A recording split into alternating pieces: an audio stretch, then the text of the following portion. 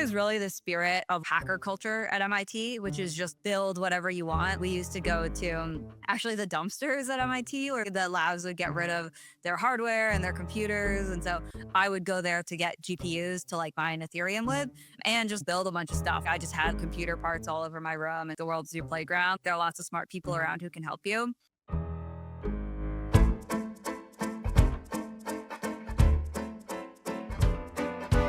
Welcome to the Room Podcast. I'm Claudia Laurie, the founder. And I'm Madison McElwain, the funder. We are on a mission to open the door to the room where it happens, sharing the stories of some of the world's most iconic builders. Authentic storytelling is core to our community.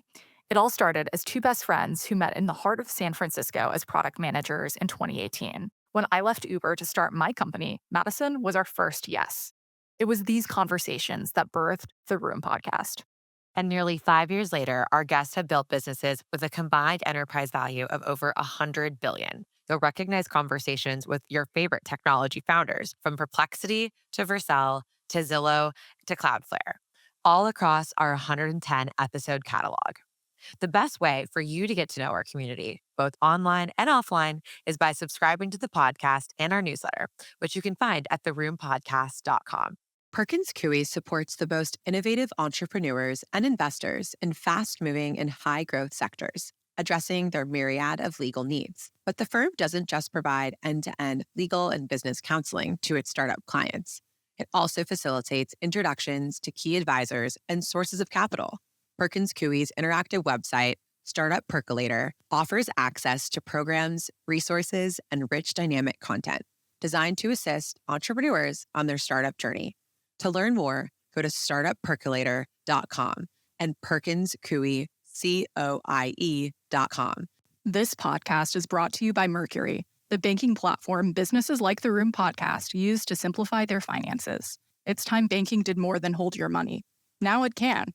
With Mercury, you can pay bills in seconds, close the books faster, and even send invoices. Not only does Mercury do away with a patchwork of tools, it eliminates guesswork, giving you complete and accurate visibility into your business's finances, all from one account. Apply in minutes at mercury.com. Welcome back to the Room Podcast. Today, we're excited to take you inside the room with Anna Kazlauskas, co-founder and CEO of Vana, a crypto-native platform building a new paradigm for data ownership and user-owned AI. Anna's journey began at MIT, where she studied computer science and conducted AI research at CSAIL before founding her startup iAmbic through Y Combinator. Her work in crypto at Celo, combined with her engineering background, ultimately led her to start Vana with a bold mission to give individuals control over their data and a stake in the AI systems their data helps power. Vana is pioneering a new category called DataFi, where users can collectively own, manage, and monetize their data through on-chain tools and Data DAOs. Since launch, the platform has spun up over 300 Data DAOs and raised $25 million from funds like Paradigm, Coinbase Ventures, and Polychain Capital. In this episode, Anna takes us through her founding story, what it means to build at the intersection of crypto and AI, and how Vana is navigating the regulatory, UX, and perception hurdles that come with both. We also explore how user-owned AI could reshape incentives online and the talent it takes to get there. Madison and I were struck by Anna's clarity and long-term conviction, and we're thrilled to share this conversation with you. Let's open the door. Anna, thank you so much for joining us in the room today. We're really excited to have you, and we always like to start at the beginning with our guests. So to start us off, we're curious, where did you grow up, and how has that shaped your view of the world? I was born in Montreal, Canada. My mom's from the Philippines and my dad's from Lithuania. Very global background. Moved from Montreal to Sweden as a kid and then to Minnesota, which is mostly where I grew up, until I went to school in Boston at MIT. So yeah, mostly cold places, lots of different perspectives, just coming from different places, a bunch of different languages. In terms of how that shaped my worldview, like there's a lot we could analyze. I don't know. Like I do think that some of the technical work felt more universal. I was born in Montreal, sort of spoke French, actually went to school in Minnesota in French as well, but really liked math type stuff. It felt like a more fundamental truth. You could do it in any language. It was true of programming as well, which I got into in middle school, just programming graphing calculators. Those are the geographies where I grew up. Thank you for sharing that. I love that idea of a universal truth that is math and being a language that no matter what you speak, you can actually kind of understand and make new friends and intuitively get to know people. I definitely felt like math as a young girl was definitely something I thrived in and loved. And while I wouldn't say it's core to my identity today, like I could totally see that as a safe space for you as a young kid and learning along the way. And so I guess as you grew in that interest. And of course, we'll get to what you did at MIT. But before even that moment, how did these parts of who you were inform this idea of becoming a founder? Did you always think you were going to become one? I didn't really know what being a founder was, right? Because I grew up in Minnesota. So I knew I really liked building things and taking things apart. And I knew I liked programming. I think that my mom had heard of Silicon Valley and had told me like, okay, yeah, I think you might like it, but I was super far out. And I actually, at the time, I don't think I really realized what was possible through a for-profit entity because my dad is a professor and my mom's a writer and like none of us really come from that, I don't know, business side. And I honestly didn't know that many people who worked at companies. I just didn't really have it on my radar. I did know that I loved building things. I would always take things apart, put them together, code different things. And so that builder aspect I knew from super early on. I actually thought I wanted to be chair of the Fed because I was like really into central banks. And so, yeah, I had a picture of Janet Yellen in my high school bedroom. I like worked at the Fed in high school. The Fed is central to it all. They control currency, that controls the economy. And that was more the lens through which I looked at things. Like I started reading The Economist pretty early, which is how I got into economics and then started to read more research. But I didn't really realize the more founder path just because I wasn't that aware of it. I mean, exposure is so much of what we know. And so your early curiosity brought you to MIT, which in many ways is the establishment for building. There is just so much ecosystem and culture at MIT around being a builder. So tell us a little bit about that. You became an engineer studying computer science. How did you go from just building in general to building in a tech forward way?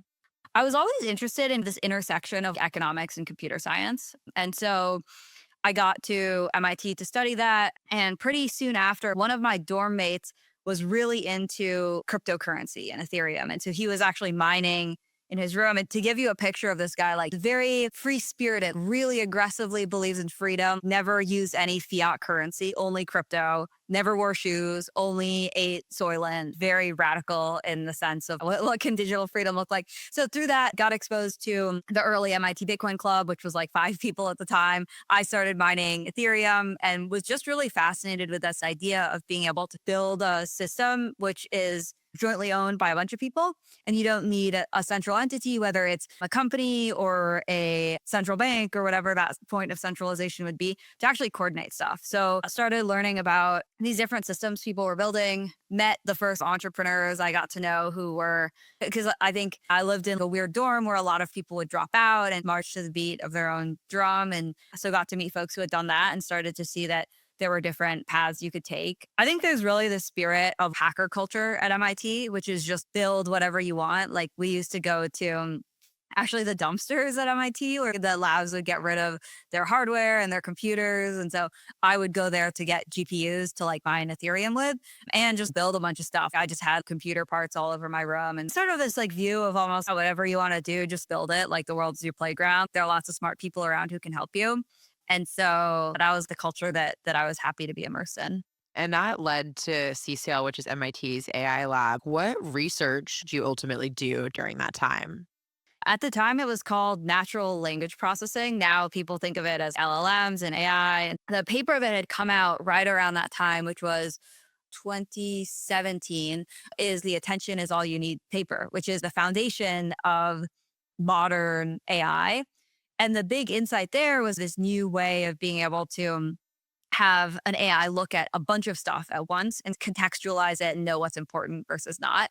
It wasn't yet able to generate text, but it was able to analyze text. So a lot of what the research I was doing was related to is building these like AI friendly representations of text for the purposes of being able to analyze a bunch of data and understand. It was actually related to some economics research. So we were studying these transcripts of villages in rural India, and we were analyzing how the way people spoke changed after an intervention and using these vector embeddings to map the differences. Super interesting, grounding us in 2017 lore of what was NLP at the time and now what we all call AI and LLMs. It almost feels like it happened slowly and then all at once in terms of now what we take for granted is just being what computers can do. But at the time, even that was still unknown. As you mentioned, the inability to generate text, it could just read and slightly infer and make differences. So Yeah, that was like clearly the big unlock, right? The question was, when can this actually be generative? I would always ask my professor,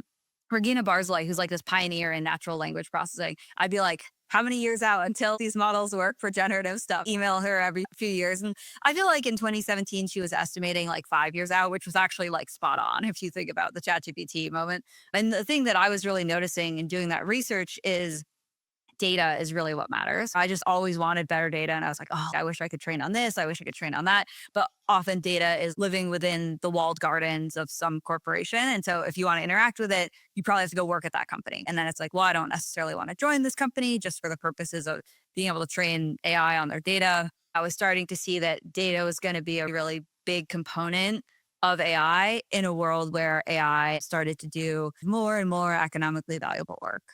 So, how did this insight around the power of data, which, by the way, totally agree, led to iAmbic, your YC backed startup in batch 2018? Walk us through that insight to this company. It was very much a 20-year-old kid being like, oh, okay, like they gave me this job of sorting documents at the World Bank. So the other interns were like sorting through all these documents. And I was like, actually, AI could do that pretty easily. And so I like trained a relatively simple model to do that. And any AI model is good data. That matters a lot more than anything else. And so yeah, in this case, how do you teach an AI model to be able to categorize a document? They do a lot of that in Washington, D.C., just sorting documents, adding up how much should we spend on this? How much should we spend on that?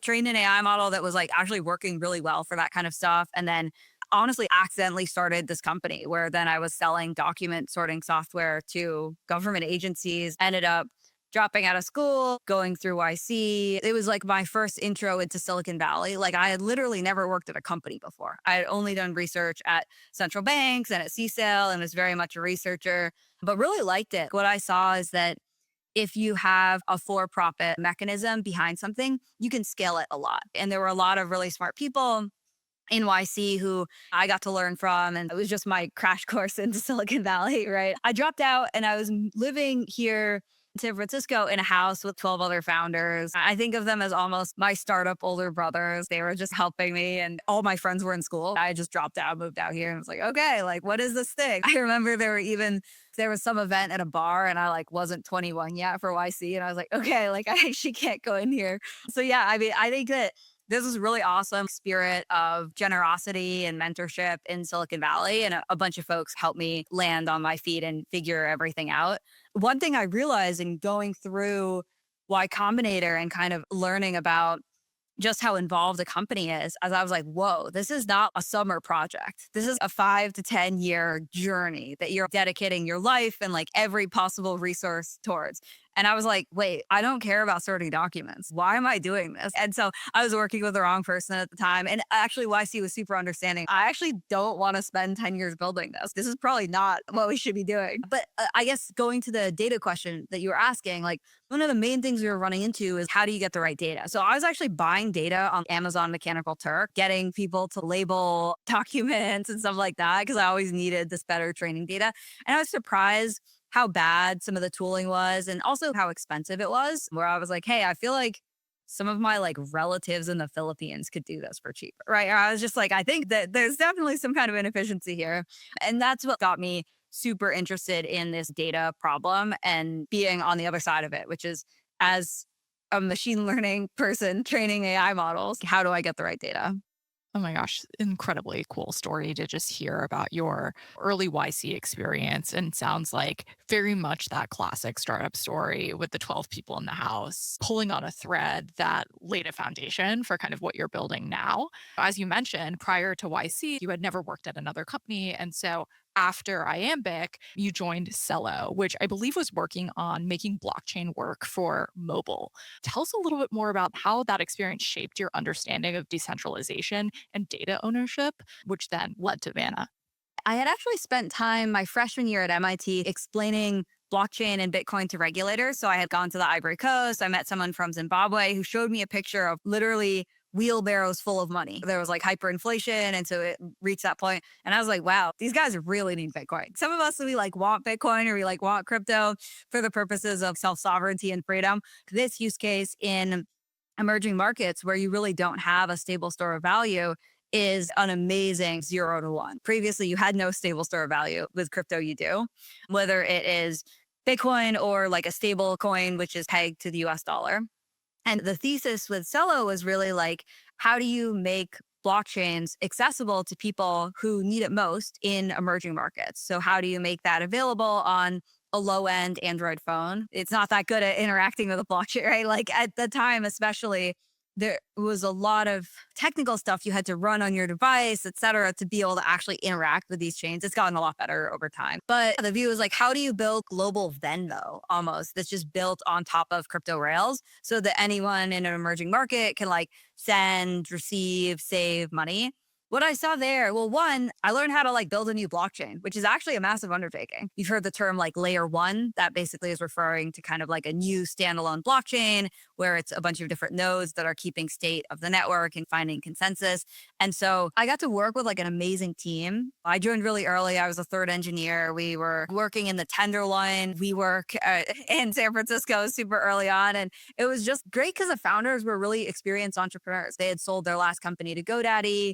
One of the founders was like an MIT professor. And so I felt like it was a good group for me to learn from because I'm a little more academic, research leaning, impact focus. So lots of learnings along the way, getting to see that scale from 5 people to like 100 people. What even is that? How do things play out? Little tiny details that you might not think matter that much related to hiring or related to onboarding. It actually like really matters and plays out. And that was a really great team to get to build alongside for many years. So then fast forwarding to 2021, you start Vana. But before we jump into that story, how did you decide that, okay, I want to start something again and I am along for the ride for a 5 to 10 year journey? Yeah, there was never a moment where I was like, it's time. I think that I'd had this in my mind for a while. So just the idea of data ownership, to me, it's almost as important as physical property ownership, probably just because I spend so much of my time online in the same way that you wouldn't want people to be able to take your physical belongings from you. And so even back at MIT, actually, like Solid Project, which is started by Tim Berners-Lee and is this approach to data ownership I had tracked for a while and was interested in. I'd gotten really interested in Urbit as well for a period of time, which is a similar approach to data ownership. But then the question was like, okay, tactically, how do you do that? And at the time, me and my co-founder, Arthur, who goes by Art, we honestly still didn't have that good of an answer to like, how do you do this tactically? Like, how do you solve data ownership and along the way build better AI models from it? But we had like a very early version, which was I guess, data labeling and paying people in the stable coin and being able to connect your data to a wallet and then use that. I was building it and I was like, okay, like I want to build more of this. And so I probably can't keep being a Celo.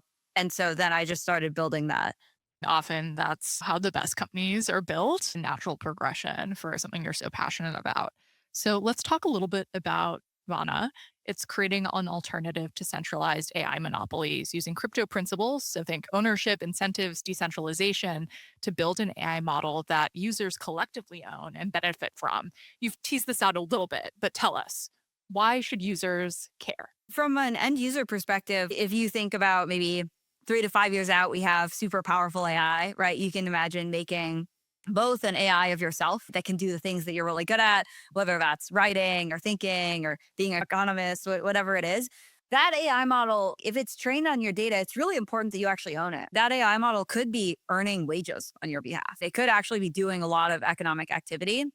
And if you think about a world where humans get most of their information from AI, then whoever decides what data goes into AI is basically deciding truth. And one good example of this is back when Google Bard had put this filter on where like if you asked it for a medieval king, it would show you like an Indian woman, right? And I think a lot of people were like, oh, it's this crazy wokeness of the 2020s. What's going on here? But like if we didn't have another source of truth, that would just become true for us. And so whoever is deciding what that AI actually believes and is trained on is like really shaping the future of society and knowledge and information. And yeah, I think it's very important that is done through a democratic process. And then as a user, I think that often people think about data privacy as today maybe just like an ideological choice, right? It's just a preference. And I think in an AI world, it becomes much more of a significant economic piece. A lot of people are worried about AI taking their jobs. What happens if OpenAI creates AGI and then none of us have work anymore? But if you have the right attribution in place, everybody has already helped to make ChatGPT what it is by posting data on the internet. So if you have a good attribution, then everyone just owns the AI model that they helped to create. So one of the guiding use cases we keep in mind is how do you get to 100 million users who contributed their data to be able to train a better AI model than any single company can. And the reason why you can do this in a decentralized context is that ultimately AI just comes down to data. If you want the most data, the approach today is that you get it from either the public internet, so you can scrape everything. If you take a whole public internet, it's around 15 trillion words, and that's what leading AI models are trained on today. So Llama 3, around 15 trillion words. Now we're like, okay, we want to make better AI as an industry. Where do we get more data? We've already used up the whole public internet. So the approach has been buy it from companies. Reddit's earning like $200 million selling their data. Apple's buying data for $50 million. And what a lot of people don't realize is that they actually legally own all their data, right? So in the same way that when you park your car in a parking lot, the parking lot doesn't own your car. It's just sitting there. They can't like randomly take your wheels. They can't decide not to give you your car back. When you put your data in a platform, it's just like that. Like it's legally your data and you can always go and get it. And so the approach that we take at Vana is by having users take their data from across these different platforms, you're actually able to cut across the walled gardens of each of these individual big tech companies and build a larger data set than any single company has, and therefore a better AI model, right? And so then you really have this path towards extremely powerful, super intelligent AI that is owned by everybody who contributed their data. You mentioned monetization as a core piece. If you own something, you can make money off of it. And so with Vana, users own their data and they can be compensated for its use. What kind of compensation models are you exploring for users who contribute their data? When you contribute your data, what you're doing is you're basically joining almost like a labor union for your data. It's like a group of people who come together and pooled their data. And one example is there's a Reddit Data DAO. They have like 140,000 users who've pooled their data all together. And now they've trained an AI model that it's mostly just good at like shit posting because it's trained on Reddit data, right? But you have the end-to-end flow working there. There are some other ones. So there's like a Tesla one that's focused on car data. They sell data to car battery companies to be able to train AI models to see how the car battery degrades over time. I think that each car battery company pays $3 a month per user. So that's one case there. You can pay in stables. You can also pay in these data set specific tokens where you're basically getting ownership of the data set overall. And then when that data set is used, essentially the amount of money that the company is paying to access that data can either be redirected to everybody who's holding a share of the data set, or you can just burn those data tokens, which is the equivalent thing. That's all done at the data DAO level. So DAO stands for decentralized autonomous organization. You can really think of it as like a union, a cooperative. Each of these data cooperatives are led by their own team. So they're probably around 50 people full time who just build these data DAOs on Vana.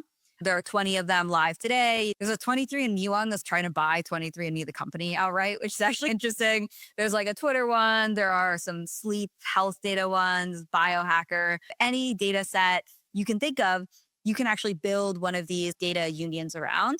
And then you're able to aggregate that data set, whether it's to train an AI model, to sell the data, or just to be able to negotiate with it. You could actually negotiate with a platform for better terms of service, like in the case of 23andMe, where their goal is to prevent 23andMe from selling their data. This is an interesting framing. I hadn't really internalized this concept of DAO as a union. And I think people have mixed reviews on their perspectives on unions today. But I think in the inception of unions, like there was like an actual, almost like physical need for unions because of the workers who were not cared for or overlooked by large entities. And I think at the time, though, there was a competing theory of thought, which is around like welfare capitalism. that's actually coming from the institutions itself, almost extrapolating this analogy of unions to that concept as well. To what extent do you feel like the big tech companies, putting them in the place of the automotive analogy, do you think will they start to like help empower users with their data to compete with this unionization DAO approach? If you have a situation where data unions are forming and users are asking for more control over their data, will the big tech companies start to give them more control? Over time, yes. And I think we're actually starting to see that, which is very positive. If you want to build self sovereign data, then you want users to have more and more control. One example of this is like it used to be really hard to request your data to get it out of a platform. Even though you legally own it, they can make it super inconvenient. And that's getting better and better. So now you can get it within 30 days. In Europe, there are specific cases where you can get it via API access. You can always get the real time data. I think we'll see that in the US at some point. But I would mention that and the incentives for a big tech company are the opposite. They actually don't want users to like realize that they own their data or have access to that data because that's literally what they're making money from. It's like a direct trade-off. And so we think of it as this like data revolution where you actually are shifting how people think about, hey, this is actually mine. I should care about owning this. In terms of historic analogies, another one I think is interesting is actually comparing it to serfdom when people didn't own their land. And if you look at when people got good land ownership rights throughout Asia and stuff like that, basically farmers became way more productive if they actually owned their land because then they could benefit from the fact that like if I come up with some more productive approach to agriculture, that directly benefits me rather than me being like, oh, I always have to hand this over. So I think that we could see that with data as well. And we're already starting to see that where people are like, hey, I want my data to be clean and good. And those are some interesting kind of historic examples. Yeah, the union framing, I think it can be helpful because unions are really interesting in the US. I actually didn't know. Did you know that UAW, United Auto Workers Union, I think they have $1 billion endowment. They're actually an incredibly powerful force. And so, yeah, there are a lot of structures that we can borrow from for the purposes of data. But yeah, the comparison of data as labor, I think is also very relevant. Data is the input that creates something. And that is what these humans, like, that's what all of us are actually contributing. And so we want to defend that right. For the first time in a really long time, we're fundamentally rethinking what our relationship is to data, what our ownership model is with data, and how we're turning data into an earning opportunity. And so with Vana, you're really pioneering a new category here, which is DataFi. In pioneering a new category, often you need financing in order to scale and really realize your vision. And so today, Vana has raised 25 million from notable investors, including Paradigm, Coinbase Ventures, Polychain Capital. So who was the first person to say yes to investing in you? And then as a corollary, what's something about fundraising, especially for AI and crypto, that you wish more founders just knew? I think the first people to invest were just angels I already knew, like the Celo founders actually put in for our initial round. One of them put in a very large, like 350K or maybe even more. But he took a massive bet on us, which I'm super grateful for because I think like super early on, it was hard explaining this idea of how central data would be to the AI world, especially if you're also trying to talk about crypto. People are like, what is this? How do these things connect? Like, how does it even work? And so, honestly, the people who took the earliest bet were just betting on, they were like, we think Anna will figure this out. Maybe there was some view on, okay, data, it seems like a good category. But I think that honestly, I look back at my decks from then because I've been helping founders building on top of Vana these days raise. And I'm like, I don't know if I should send them this. This is like such a bad deck. Like, I don't know if this is a good reference. And so, yeah, those are some of the earliest people. I mean, Polychain was the first institutional fund to take it back because they led our seed and they had a lot of context on what works from a decentralized perspective and then had seen a few early things in AI play out. And so I think that they were just willing to take that bet. From the perspective of things that could surprise you about fundraising, ultimately, you want to bring like the right people on board. I think that there's a phase where you're just like, I just want anyone, like where you're just kind of grinding through a raise and you're like, I'll take anything. You actually really do want to be careful about who you bring on because they're like shaping the future of the company. It's important that the future that you see is similar to the future that they see because you are probably going to build towards the future you see. So I think that actually being mindful, and this I think came up because Vana is a decentralized protocol. There's a way that you could build a very large Web2 data market that would be a centralized company, but that's not what I'm building. And so I think there were cases where there were funds we would talk to that wouldn't necessarily see that. And I think, honestly, in most cases, they just ended up passing. It wasn't a question of not choosing to work with them. But investors are just like human beings on their journey. What's their goal? What are they trying to do? How can they help push us forward? They're actually managing someone else's money. What have they told their LPs? Because now I've been helping like some of the funds that invested in Vana. I'll do like founder reference checks with their LPs where I'm helping. And it's helped me see that there's actually another level to this where the venture fund is providing a service to the LPs. And so they have to frame your company in a way that resonates with the LPs who are actually putting the money in, they don't know tech at all. It's like a family office or like endowment of universities. I would just think about the incentive structures, what's going on in the system, and just generally like bringing the right people in. I would really make sure that you are on the same page with the folks that you're bringing on about what the path generally could look like over the next 5 to 10 years. I think the best investors actually help you be like more ambitious. I remember one of the first conversations I had with Paradigm, I had been raising, and a lot of the questions I was getting about data early on were like, how is this going to work? This could go wrong. This could go wrong. And Paradigm was just like, okay, cool. So what happens if everything works? Then what? And I was like, wow, that's awesome. Yeah, let me tell you about that. And so I think that finding people that help you think like that, and it depends on who you are and what you vibe with and what it is, those are the folks you want on board. So yeah, just feel it out and get the right folks in. Thank you for sharing that story with us and how you've navigated the dynamics and also the importance of humanizing your investors, I think is true. There is this almost like mythical component when you're a first time founder that becomes unwound as you become more established. And now it's been a few years since you initially raised for Vana. And if I take a step back, I feel like my time as an investor has been driven by these two hype cycles, crypto and AI. You're really building at the intersection of those. And a huge part of what we love to do with the podcast is tell stories. And sometimes the way you tell your story has to shift based on what an investor is looking for, like looking to hear. I'm curious just how you've navigated with this truism of unlocking data in a decentralized way across whatever data needs might be, whether it be for AI or for crypto or otherwise. How have you continued to constantly evolve your story and tell that both to customers and to investors? Depending on who you're talking to, the story should be very different. If I'm talking to a technical builder who could start a data DAO on Vana versus a non-technical builder, I would say very different things. And the same thing is true if you're talking to the Web 2 AI kind of investor who's coming from that background versus Web 3. So one thing I used to do more is I would try to convince Web 2 investors who weren't that sold on the thesis of crypto, this is why decentralization is great.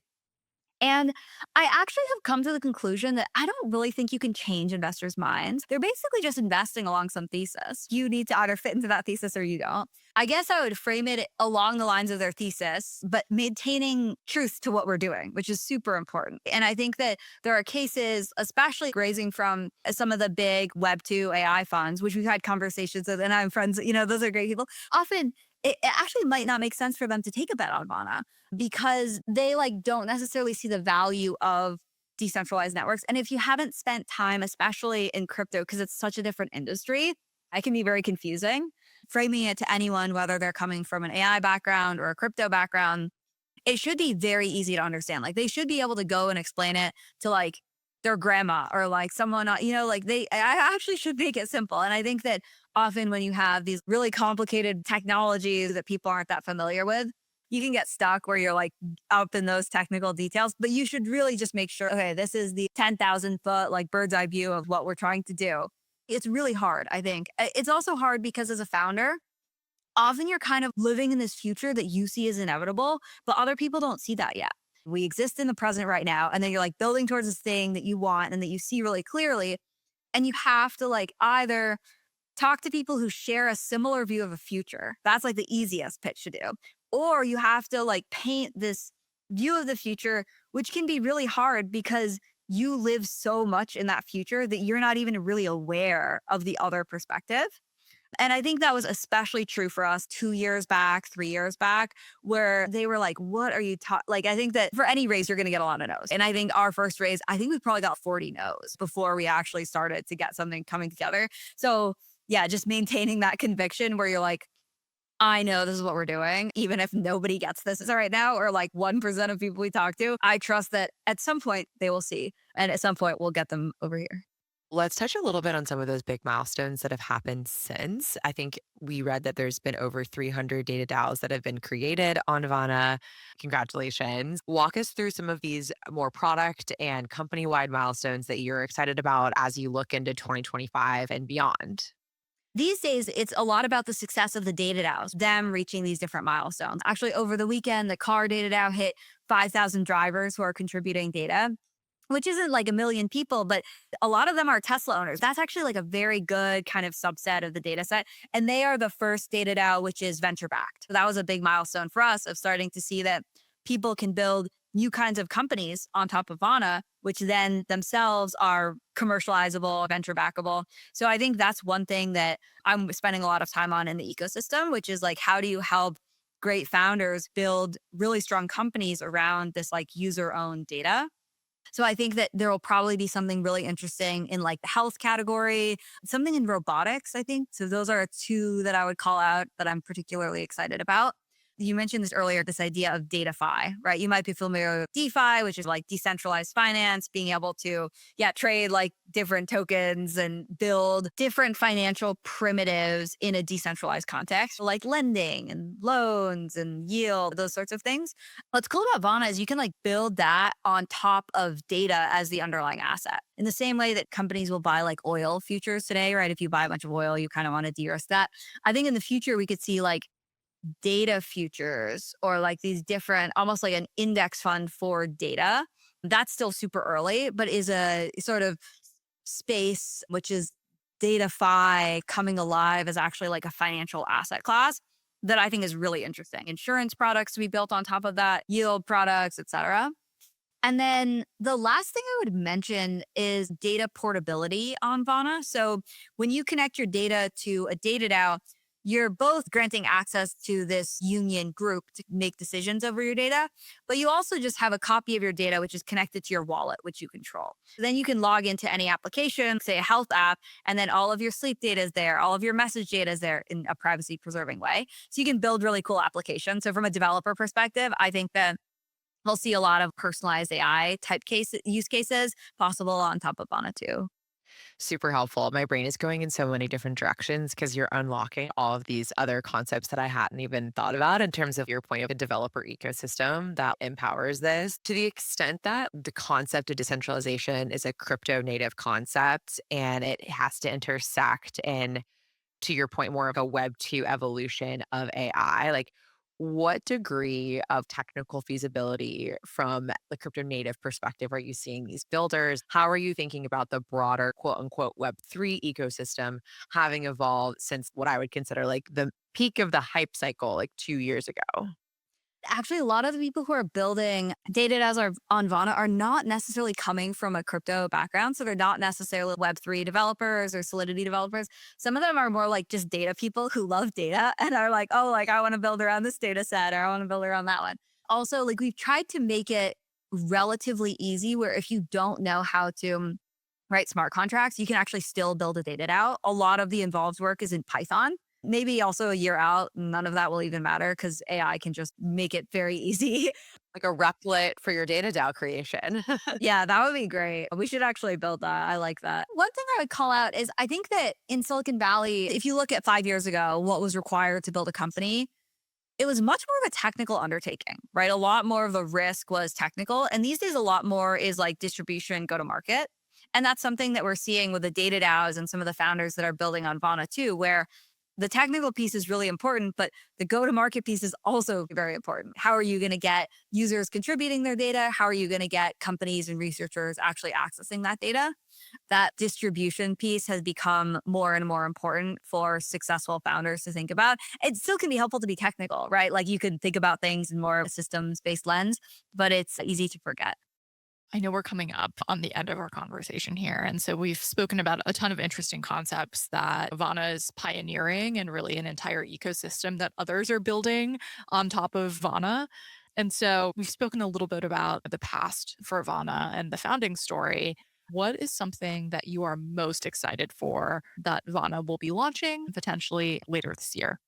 The example I mentioned earlier of a foundation model where you have 100 million users contribute their data, that can sometimes sound very like pie in the sky, like, oh, when's this going to happen? But there is a project that will make that very tactical, where we're actually doing full pre-training of building a foundation model across a bunch of the different data DAOs that I'm really excited about. And the reason why that's interesting is that it actually shows that if you have people who contribute this data, you really can build a meaningful alternative to centralized AI. And it really is putting that test in place. Is this path even possible?